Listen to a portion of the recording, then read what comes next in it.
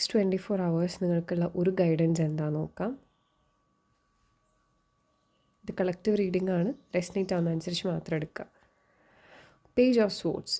ഇപ്പോൾ എന്തൊരു കാര്യമാണ് നിങ്ങൾ ചിന്തിച്ചുകൊണ്ടിരിക്കുന്നുണ്ടെങ്കിൽ ടേക്ക് യുവർ ടൈം. എന്തെങ്കിലും പെട്ടെന്നൊരു ആക്ഷൻ എടുക്കുന്നതിന് മുന്നേ പെട്ടെന്നൊരു ആക്ഷൻ, അതിപ്പോൾ എന്തൊരു കാര്യത്തിലായാലും എനിക്കത് എടുക്കണമല്ലോ എന്ന് എടുത്ത് ചാടി തീരുമാനിക്കാണ്ട് കുറച്ച് ടൈം എടുക്കുക. ടൈം എടുത്ത് ചിന്തിക്കാനാണ് പറയുന്നത്. നിങ്ങൾ ക്യൂരിയസ് ആയിരിക്കും, മേ ബി റെസ്റ്റ്ലെസ് ആയിരിക്കും, ഇതിൽ പെട്ടെന്നൊരു ഡിസിഷൻ എനിക്ക് ഇപ്പോൾ തന്നെ എടുക്കണം എന്നുള്ളവരാണെന്നുണ്ടെങ്കിൽ, റെസനേറ്റ് ആവുന്നുണ്ടെങ്കിൽ take a time to think and act.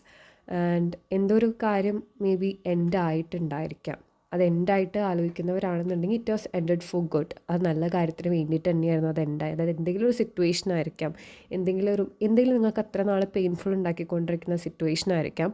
ആ പെയിൻഫുൾ സിറ്റുവേഷനിൽ നിന്നാണ് നിങ്ങൾക്കൊരു തീരുമാനം എടുക്കുന്നത് എന്നുണ്ടെന്നുണ്ടെങ്കിൽ take a time to think and act. Take a step back. നന്നായി ആലോചിച്ച് ഒരു തീരുമാനം എടുക്കുക. Okay, stay blessed.